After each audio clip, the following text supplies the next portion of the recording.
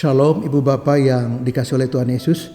Satu kehormatan buat kita untuk belajar lagi firman Tuhan. Hari ini saya bahas satu tema penting, yaitu krisis yang terjadi dalam kehidupan kita karena hubungan gelap ya antara satu dengan yang lain, khususnya ya suami dan istri. Nah, saya baca satu bagian dari firman Tuhan, yaitu Ibrani 12 ayat 14-15 buat kita. Saya bacakan buat kita. Berusahalah hidup damai dengan semua orang dan kejarlah kekudusan, sebab tanpa kekudusan tidak seorang pun akan melihat Tuhan. Ayat 15. Dan jagalah supaya jangan ada seorang pun menjauhkan diri dari kasih karunia Allah, agar jangan timbul akar pahit yang menimbulkan kerusuhan dan yang mencerminkan banyak orang. Nah, ini ayat-ayat yang mengandung banyak sekali pengertian penting, tapi saya hanya mengambil dua pengertian dasar yang penting, yaitu yang pertama ayat 14 dikatakan berusahalah hidup damai dengan semua orang. Nah, hidup damai itu adalah kalau kita bisa berdamai dengan Allah. Dalam Yesus, ketika kita percaya Yesus, kita diperbaikan dengan Allah dan kita hidup dalam damai.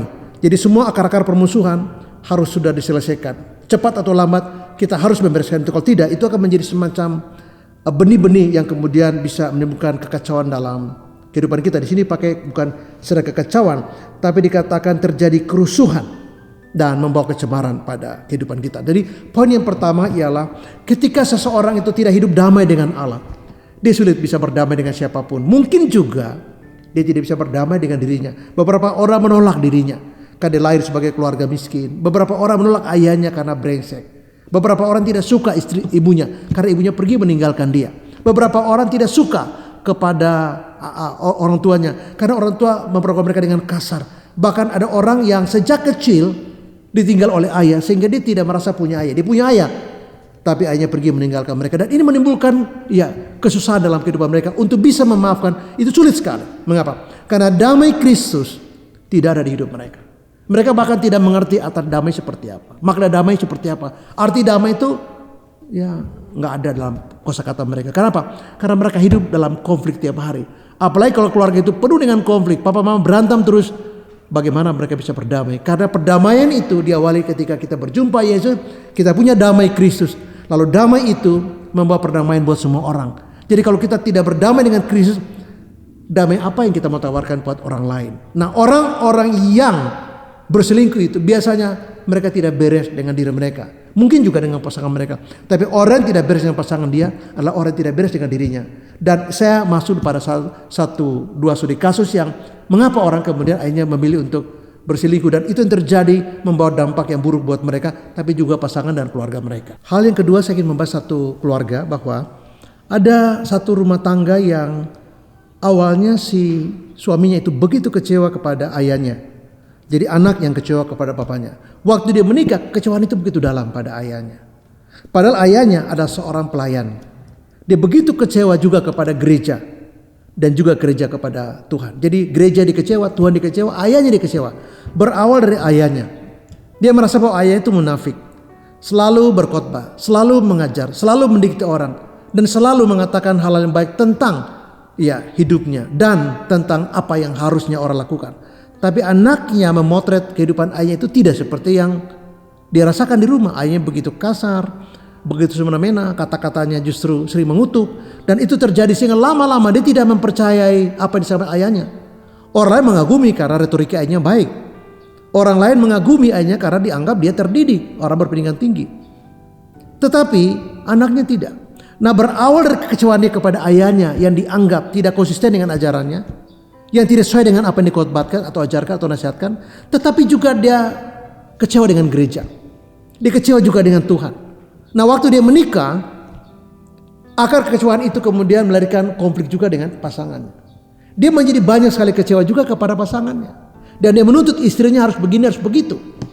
Dan ketika istrinya tidak seperti yang diharapkan atau dia inginkan, dia menjadi kecewa. Sehingga dia mengatakan bahwa istrinya dengan ayahnya sama aja.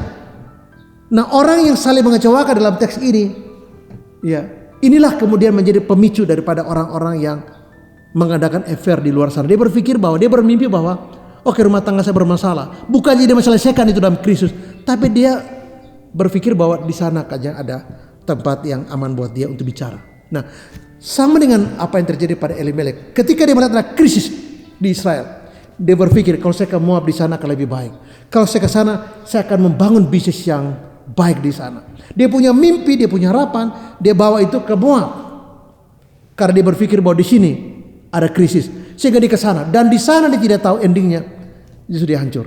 Dan ini terjadi. Jadi orang-orang yang kecewa dengan ayahnya, dia kecewa dengan pasangannya, dia mencari pasangan yang lain, dia pikir bahwa di situ dia ada jalan keluar. Padahal justru itu menjerumuskan hidupnya sendiri, istrinya, dan juga keluarganya sendiri. Hal yang ketiga saya mengatakan bahwa jangan anggap enteng dengan secuil akar pahit. Akar pahit itu berawal hanya hal yang kecil, yang sederhana terlihat. Tapi iblis akan gunakan itu untuk menghancurkan semuanya. Kalau kita memberi ruang yang besar untuk tidak menyelesaikan itu. Makanya satu ayat di Efesus dikatakan bahwa jangan beri kesempatan kepada iblis. Siapa yang beri kesempatan? Ya kita. Ketika kita ada satu kesalahan atau pasangan kita mengecewakan atau kita juga mengecewakan pasangan kita. Kalau akar pahit itu kelihatan kecil dan kita abaikan, dia akan menghancurkan rumah tangga kita, hidup kita dan anak-anak kita.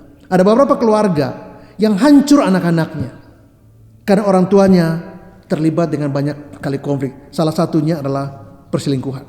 Nah, ketika anak-anak itu tahu, melihat dengan mata kepala mereka sendiri bahwa ayahnya pergi dengan perempuan lain, sekretarisnya di kantor. Bahkan dia seringkali bikin acara di luar, ya ke luar negeri, ya bersama sekretarisnya urusan bisnis padahal mereka kemudian punya affair. Nah, waktu anak-anak tahu itu, anak-anak itu menjadi sangat hancur hati mereka. Jadi perbuatan ayahnya melahirkan kepedihan yang berat di hati anak-anaknya. Waktu mamanya tahu, istrinya tahu, hatinya juga sama hancurnya. Nah, sama dengan satu orang ketika dia tahu istrinya ada affair dengan sopirnya, dia begitu terluka sekali. Dia tidak bersedia memaafkan istrinya. Dia merasa bahwa perselingkuhan itu menghina sekali dirinya. Saya kurang apa? Uang, rumah, pendidikan anak. Ya, dari sudut yang lain saya tidak kekurangan. Mengapa begitu? Akar pahit kelihatannya sederhana. Satu titik kecil, ya seperti nila setitik merusak susu sebelanga. Pepatah itu ada benarnya. Artinya gini, kalau satu kesalahan kecil, satu kepahitan kecil, kita tidak sengaja, tidak serius untuk membereskan itu, kita datang pada Tuhan membereskan itu. Kalau kita katakan bahwa berusaha damai dengan semua orang, kejarlah kekudusan. Sebab kalau kita menjauh dari kekudusan, dikatakan kita tidak bisa melihat Tuhan. Bukan hanya tidak bisa melihat Tuhan karena dia kudus, tapi kita tidak melihat kebahagiaan dan harmonis dalam rumah tangga ini. Karena yang kita lihat adalah kehancuran, dan proses kehancuran itu terpampang di depan mata kita. Anak-anak mulai tawar hati, anak-anak mulai gelisah dan cemas.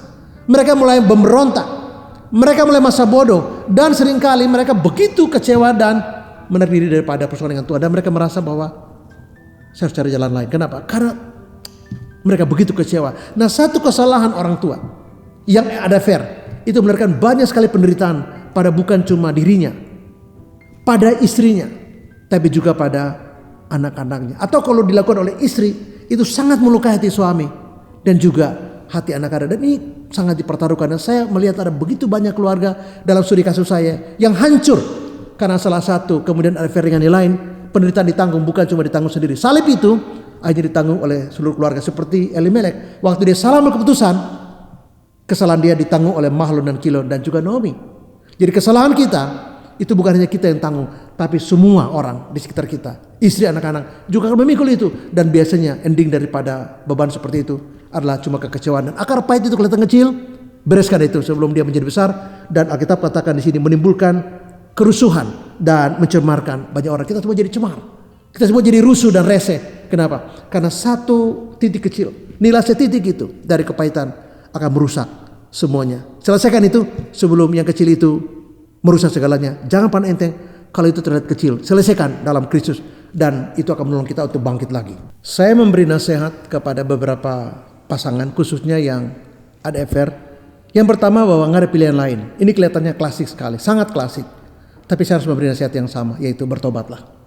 Karena tidak ada pemulihan hubungan, tidak ada istilahnya harmonisasi kalau tidak diawali oleh pertobatan, tidak didasari pada pertobatan yang sungguh. Ya, tidak ada orang yang benar. Dan ketika kita percaya pun masih banyak kesalahan kita di sana sini, oke? Tapi kita punya ruang untuk selalu bertobat. Dan pertobatan ini bukan lagi percaya Yesus, tapi bagaimana kita bertobat dalam konteks pengudusan. Maka dikatakan sini, ya kejarlah kekudusan. Jadi kita sudah bertobat, kita diselamatkan. Tapi kita harus mempertanggungjawabkan kehidupan kita dalam Kristus, yaitu kita mengejar kekudusan. Nah, kekudusan hidup diawali ketika kita sungguh-sungguh bertobat, percaya Yesus. Dan kedua adalah pertobatan menyangkut dengan pemberesan hubungan kita dengan Allah. Kebiasaan-kebiasaan lama harus kita betul-betul hentikan. Karena kalau tidak, maka kita hidup yang baru tapi dengan pola hidup yang lama. Status kita baru dalam Yesus, tapi kehidupan kita masih duniawi. Dan kehidupan itulah yang harus kita pelan-pelan untuk bersihkan. Dan itu yang disebutkan di ayat ini adalah kejarlah kekudusan. Dan yang kedua bahwa kita harus sabar. Karena antara sabar dan sadar itu dua hal yang kelihatannya dekat, ya, tetapi jauh sekali. Nah, kalau kita sadar bahwa kita harus sabar, maka kesadaran untuk sabar itu membuat kita lebih lebih sungguh-sungguh berjuang. Karena tidak akan masalah itu selesai dalam sehari. Nah, banyak orang mereka kecewa juga kepada saya karena saya bilang ini satu proses. Mereka tidak suka dengan kata itu. Jadi apa yang mereka suka? Ya kalau boleh hari itu juga beres. Saya bilang maaf, nggak ada obat yang semanjur itu. Kalau Tuhan mau buat mujizat, ya. Tapi itu bukan saya nggak sanggup. Saya berdoa kepada Yesus supaya kalau boleh dia buat mujizat. Tapi yang berhak buat mujizat bukan saya. Bahkan orang yang punya karunia penyembuhan, dia tidak punya karunia dalam arti kesembuhan itu di tangan dia. Tapi Tuhan mengadakan mujizat melalui dia. Jadi Tuhan yang melakukan mujizat melalui dia, bukan dia yang melakukan mujizat di seorang karena punya karunia mujizat. Ini kekeliruan dalam pemahaman kita tentang tes kitab suci. Jadi ketika Tuhan kasih kita karunia penyembuhan, yang menyembuhkan orang yang kita doakan itu adalah Tuhan, bukan kita. Bukan karena karunia kita, tapi Tuhan yang berkenan menyembuhkan orang yang kita doakan. Dan karena itu Tuhanlah yang menentukan apakah dia memberikan mujizat atau melalui satu proses. Saya tidak bisa menjanjikan mujizat karena yang buat mujizat bukan saya, tapi Yesus. Saya berdoa iya, tapi saya mengatakan bahwa ini proses. Dan banyak orang kesal sama saya karena, Pak, kok proses? Ya prosesnya begitu. Tuhan membentuk kita dengan cara yang kelihatannya lambat sekali. Kelihatannya lama sekali. Bukan berarti lebih lama lebih baik, bukan. Kalau bisa cepat kenapa lambat? Ya kalau bisa cepat, ini kan gak bisa cepat.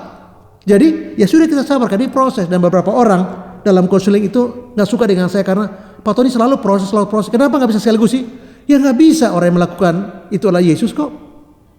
Kalau saya bisa, ya saya juga melakukan itu. Tapi kan yang melakukan mujizat itu kan bukan saya, Yesus. Jadi kenapa ente marah pada saya, bro? Saya bilang ini yang melakukan ini dalam kehidupan kamu adalah Yesus, bukan saya. Jadi kalau Yesus mau melakukan, ya biar dia melakukan. Nah itu mujizat. Tapi kalau saya nggak bisa. Kecuali Yesus mau melakukan mujizat melalui pelayanan saya. Ya itu adalah kehendak dia dan bukan keinginan saya. Apalagi maksa-maksa. Jadi kamu tidak bisa paksa saya untuk melakukan seperti yang kamu inginkan. Apalagi kamu maksa Yesus melakukan seperti yang kamu mau. Karena Bapa kami mengajarkan jadilah kehendakmu di bumi seperti di surga. Biarlah Tuhan melakukan kehendak. Jadi sini dalam rumah tangga kamu. Jadi kalau ada konflik karena hubungan gelap, maka saya mengatakan bertobatlah. Sadarlah. Kita perlu sabar karena perlu proses yang panjang. Dan ayat ini satu kata yang saya mau tutup dengan dikatakan berusahalah hidup damai. Jadi perlu satu usaha keras. Perlu usaha yang sungguh-sungguh untuk selesai. Karena tidak gampang menyelesaikan kasus konflik atau kepahitan, kesedihan karena krisis hubungan gelap itu tidak gampang juga diselesaikan. Kecuali kita ambil keputusan untuk berusaha untuk menyelesaikan itu dengan kesungguhan di depan Tuhan. Kalau tidak agak sulit sekali. Kenapa? Karena itu butuh proses yang panjang. Dan kita harus punya komitmen kuat untuk berusaha. Berusahalah. Ya. Salah satu lagu Ibrit mengatakan berusahalah supaya dia tersenyum. Siapa? Supaya Tuhan tersenyum. Ya berusahalah supaya pasangan kita juga tersenyum. Kenapa? Karena kita punya komitmen untuk meninggalkan itu semua. Jadi pertobatan, kita sadar bahwa kita perlu sabar. Ini satu proses, tapi kita juga punya komitmen untuk menyelesaikan itu. Dan dalam usaha kita sungguh-sungguh, saya percaya bahwa Tuhan akan menolong kita. Tuhan tidak bisa menolong kita kalau kita diam dan berpangku tangan dan berharap semua mujizat. Tapi Tuhan menghargai setiap kali pengorbanan kita, seperti Zakeus. Dia berjuang setengah mati. Tuhan Yesus katakan, Zakeus turunlah, aku akan menumpang di rumah. Artinya Yesus menghargai segala upaya dan perjuangan Zakeus untuk melihat siapa dia. Dan Yesus kemudian menjawab, Zakeus turun, aku hari ini akan menumpang di rumahmu. Jadi kita punya komitmen untuk berusaha untuk menyelesaikan ini dengan cara kita bertobat sungguh-sungguh. Kita sabar karena kita sadar bahwa ini perlu proses. Tuhan memberkati kita semua dan shalom. Amin.